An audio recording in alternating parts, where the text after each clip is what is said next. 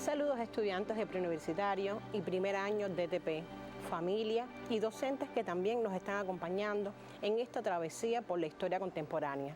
Como siempre, continuamos dando nuestro proceso histórico contemporáneo desde la Segunda Guerra Mundial hasta inicios del siglo XXI. Continuamos profundizando la unidad número 2 que tiene por título La situación del mundo desde la Segunda Guerra Mundial hasta mediados de la década del 50. Por tanto, ¿qué temáticas estaremos abordando en el encuentro de hoy? Estaremos apuntando, y anoten estudiantes, el auge del movimiento revolucionario y antiimperialista en América Latina y el Caribe. Estaremos profundizando en el gobierno de Jacobo Arbenz en Guatemala, el movimiento revolucionario de 1952 en Bolivia y también estaremos desarrollando el gobierno de Juan Domingo Perón en Argentina. Como siempre, estaremos trabajando con su bibliografía básica de 10º grado, que es el libro de texto de Historia Contemporánea, que ya habíamos abordado en las distintas ediciones que ustedes tienen, y también el libro de América, porque comenzamos a estudiar desde la temática pasada el continente americano. Creo que es necesario, estudiantes, que veamos cuáles son las interrogantes que nos vamos a hacer en este encuentro y estaremos respondiéndolas en todo el desarrollo. Pues bien, creo que es necesario también recordar qué objetivo nos proponemos para hoy. Caracterizar la lucha revolucionaria, democrática y antiimperialista en América Latina y el Caribe desde la posguerra hasta 1955. Y estas son las interrogantes. ¿Qué personalidades en América van a encabezar los movimientos revolucionarios y antiimperialistas? ¿Cuáles fueron las medidas más progresistas implantadas en América? ¿Qué factores impidieron la consolidación de los proyectos nacionalistas, progresistas y democráticos de América Latina y el Caribe en el periodo? Creo que es necesario que ustedes recuerden, estudiantes, que en la temática pasada estuvimos analizando los mecanismos que utilizó Estados Unidos para imponer su hegemonía norteamericana.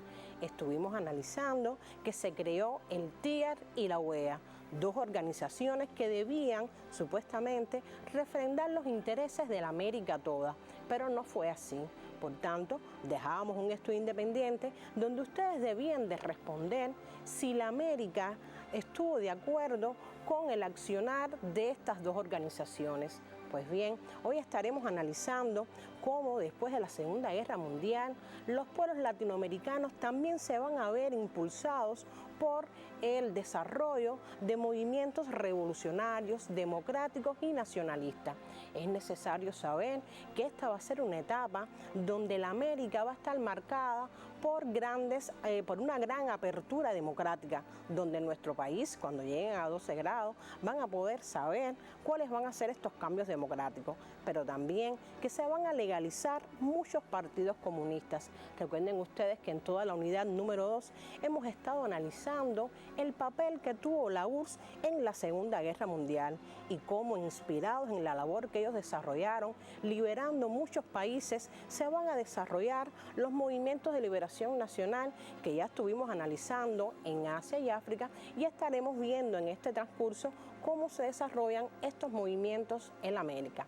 Es necesario recordar, estudiantes, que en esta etapa hay varios países latinoamericanos que van a impulsar ese desarrollo y creo que es importante ir anotando. Por tanto, estaremos viendo que el desarrollo del movimiento de liberación nacional latinoamericano después de 1945 se va a ejemplificar en estos países. En Puerto Rico, la lucha antiimperialista cobró fuerza con la fundación en 1948 del Partido Independentista y la consolidación del movimiento obrero. Es importante saber también que en esta etapa los obreros, los estudiantes también con su lucha van a aportar un elemento muy importante para la lucha antiimperialista. También estaremos viendo el gobierno nacionalista, democrático y progresista de Jacobo Arbenz en Guatemala. la Revolución Nacionalista y Democrática en Bolivia, así como el Movimiento Democrático en Guyana, que se desarrolla en 1953, y también estaremos analizando cómo en ese mismo año se produce el asalto al cuartel Moncada en Cuba, donde esto va a abrir una nueva etapa para el movimiento que se estaba desarrollando en nuestro país. Es importante también que ustedes sepan que se van a desarrollar tres tendencias muy importantes políticas en la América: la reaccionaria, la reformista y la revolucionaria, donde en la tendencia reaccionaria se van a desarrollar los golpes de Estado en Perú, Venezuela, Colombia, Nicaragua, Honduras, Santo Domingo y Cuba. Esta va a ser la tendencia donde Estados Unidos exactamente va a desarrollar estos golpes de Estado. ¿Para qué? Para imponer su hegemonía. En el caso de la tendencia reformista, va a estar puntualizada en los gobiernos desarrollados en Guatemala y en Argentina, que serán dos gobiernos que estaremos profundizando en nuestro encuentro. Y en la tendencia revolucionaria, que también estaremos puntualizando hoy, está el movimiento en Bolivia y en Guyana. Pues bien, estudiantes, yo los invito en este encuentro a observar un documental en el cual se muestran algunas de las medidas progresistas que desarrollan los gobiernos en Guatemala, en Bolivia y Argentina. Por tanto, cuando ustedes estén observando este material, es importante, si les da tiempo, estudiantes, que vayan puntualizando algunas de estas medidas que creo que son importantes para poder caracterizar la lucha antiimperialista que se va a desarrollar en nuestro continente en este periodo, que se los vuelvo a recordar, desde 1945 hasta 1955. Los invito a observar. Propaganda política del candidato de las fuerzas revolucionarias y progresistas de Guatemala, Coronel Arbenz, prosigue con todo éxito. Estamos en la segunda ciudad del país en Quetzaltenango, que lo recibe jubiloso. Más de 20.000 partidarios del Coronel Arbenz se congregan a escuchar la palabra de su candidato, al que esperan llevar con la fuerza del voto del pueblo a regir los más altos destinos de la nación.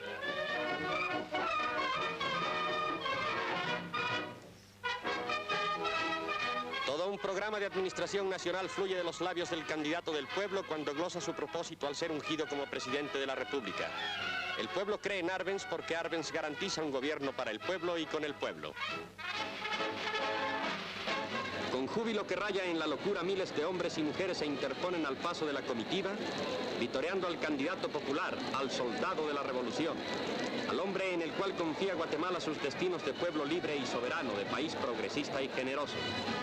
Arbenz ha ofrecido que gobernará para todos y el pueblo guatemalteco cree en la palabra empeñada por su candidato, un hombre que jamás ha faltado a un compromiso, ya sea un compromiso con su pueblo o con la historia. El candidato de Unidad Nacional, al cual solo se oponen los intrascendentes grupos de la reacción, se da cuenta perfectas alemanas y hace un llamado para robustecer las filas de la revolución en su lucha contra las fuerzas reaccionarias del país.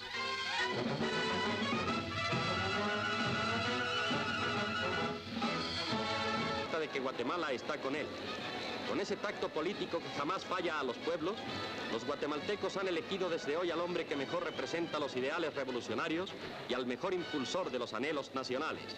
Y ahora dejemos que hablen los hechos y las imágenes, mucho más elocuentes que todas las palabras.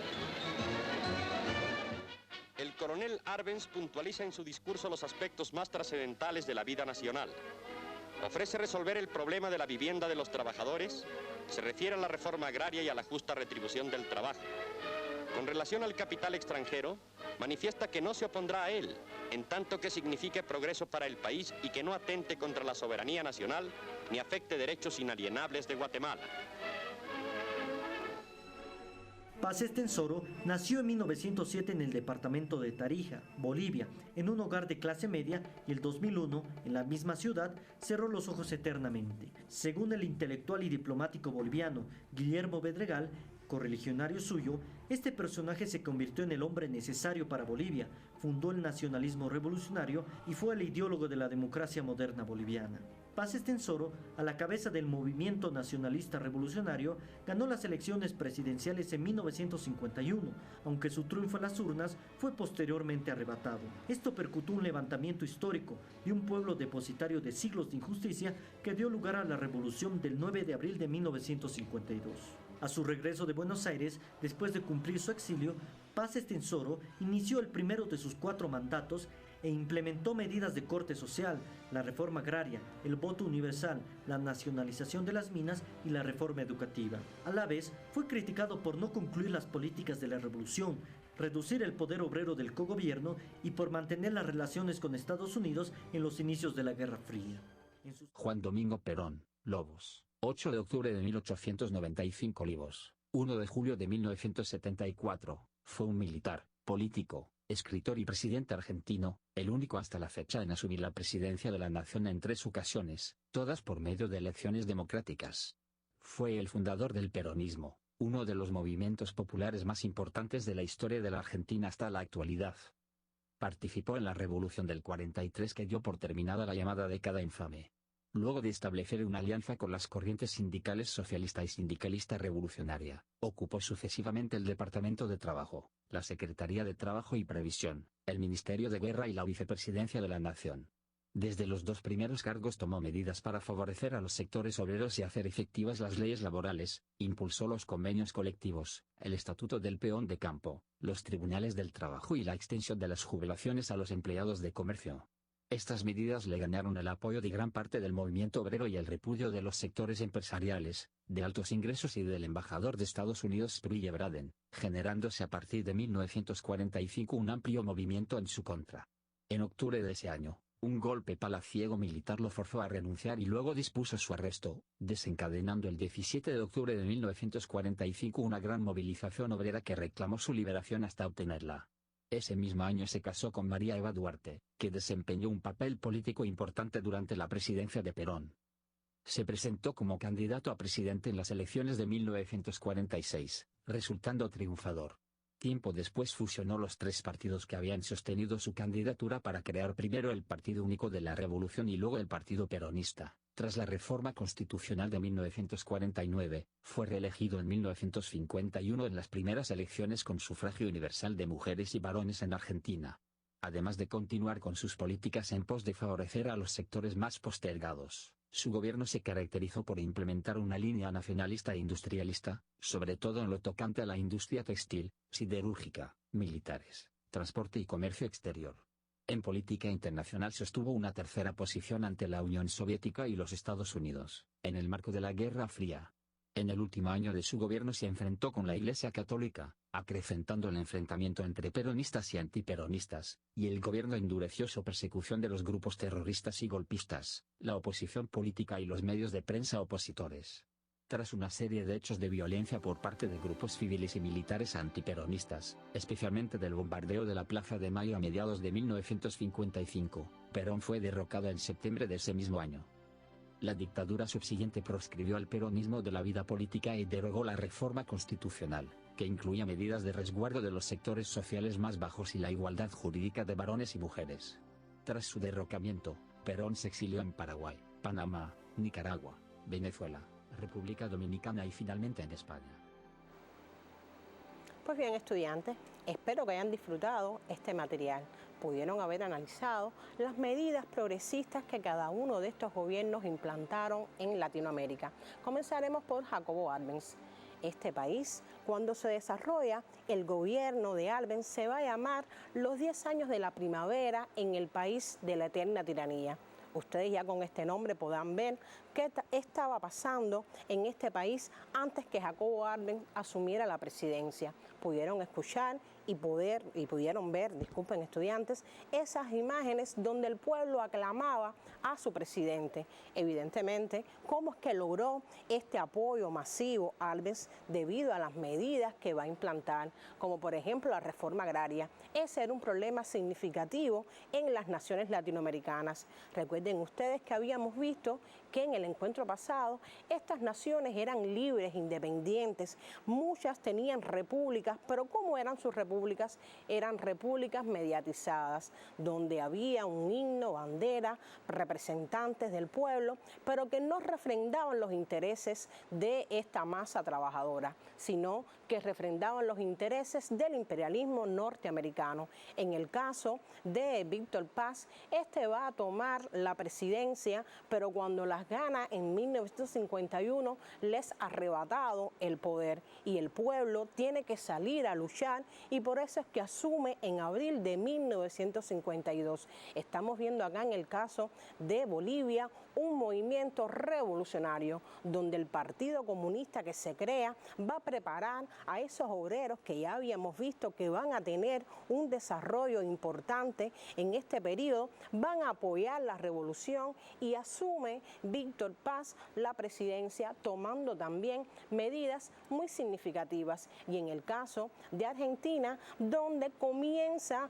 un proyecto nacionalista burgués. Por tanto, estudiantes, yo creo que es importante ir anotando en su libreta las características, las particularidades que van a tener cada uno de estos gobiernos, y estaremos viendo exactamente qué personalidad lo encabeza, las medidas, las organizaciones que asumen estos gobiernos, que son organizaciones que apoyan estos movimientos antiimperialistas, y también estaremos viendo el carácter de cada uno de estos gobiernos y cómo es que fracasan, que creo que pudieron haber escuchado que en cada uno de ellos estuvo como artífice fundamental el imperialismo, socavando la unidad de las naciones latinoamericanas. Por tanto, los invito a anotar, estudiantes. Primeramente, tenemos como personalidad en Guatemala Jacobo Arbenz, en Bolivia Víctor Paz Estenssoro y en Argentina Juan Domingo Perón. ¿Cuáles van a ser las organizaciones que yo les decía que van a apoyar estos movimientos antiimperialistas y democráticos? Pues bien, en Guatemala, como los obreros van a apoyar este gobierno, se va a crear la Confederación General de Trabajadores y la Confederación Nacional Campesina.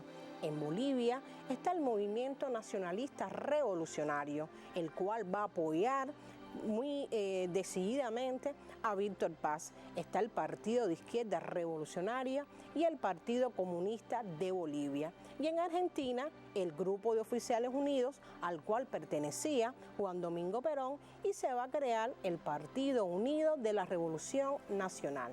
Como siempre, les dejo, estudiantes, las páginas del libro de texto de Historia Contemporánea para que ustedes puedan profundizar en estos contenidos, y también el libro de América.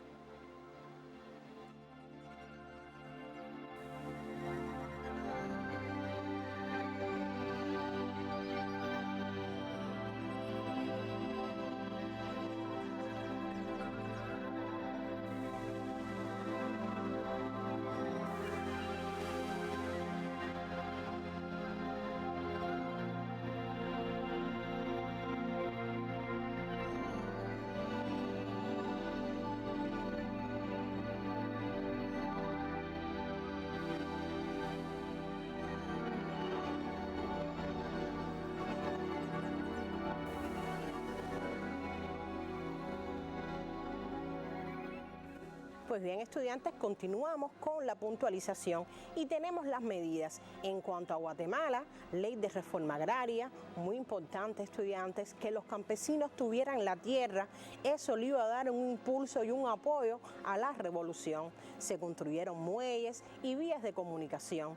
También se abolieron los servicios agrarios gratuitos, la renta en especie y otras formas de servidumbre. Recuerdan lo que yo les decía, que estas naciones eran libres, pero sin embargo, en muchas de estas naciones todavía había peón, había servidumbre en cuanto a la tierra. También se aumentó el jornal diario de los trabajadores agrícolas, y en cuanto a la política exterior, se va a refrendar la autodeterminación, la no intervención y la lucha contra el colonialismo. Estamos viendo aquí elementos, estudiantes, que ya cuando vimos la gran revolución socialista de octubre, Lenin proclamaba. Tenemos en Bolivia que se van a desarrollar transformaciones democrático-burguesas. ¿Cuáles van a ser esas transformaciones? La reforma agraria, la nacionalización de las minas de estaño. Este país retenía mucho, era significativo estas minas de estaño, pero no crean ustedes que estas minas todas pasaron a manos del gobierno, porque los monopolios norteamericanos estaban sujetos ahí, y esto fue uno de los elementos que no logró que la revolución pudiera desarrollarse a tantos años. También tenemos la democratización del ejército y ampliación de las libertades políticas, y en el caso específico de Argentina se van a realizar reformas económicas y sociales, ya que aquí se va a llevar a cabo un proyecto nacionalista burgués, donde se van a eliminar tributos a los campesinos, ya que todavía estos pagaban gran cantidad de dinero a los latifundistas. Se nacionalizó los ferrocarriles, se le compró la Unión Telefónica a los Estados Unidos, y se va a desarrollar un amplio movimiento para aumentar los salarios y las jubilaciones a los obreros.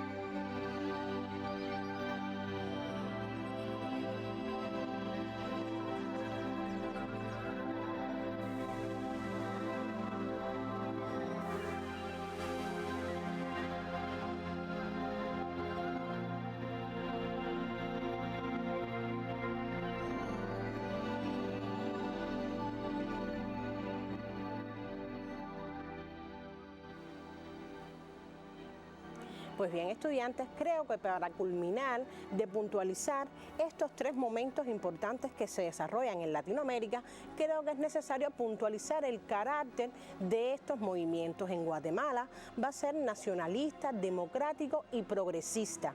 En Bolivia, un proyecto democrático burgués, la revolución democrática burgués. Y en el caso de Argentina, que lo hemos puntualizado en el encuentro, es un proyecto nacionalista con carácter burgués reformista. Yo les ponía también en el recuadro las causas del fracaso de cada uno de estos momentos, para que ustedes vean que hay una línea conductora en cada uno de ellos. ¿Cuál es esa línea? La posición y la intromisión de Estados Unidos en cada uno de ellos. En el caso de Guatemala, la CIA invade y Jacobo Arbenz tiene que salir del gobierno ya que es derrocado. En el caso de Bolivia está la intromisión del imperialismo, pero también la incapacidad de la burguesía para acometer este proyecto revolucionario. Y en el caso de Argentina también vamos a ver la penetración de Estados Unidos y la implantación de una dictadura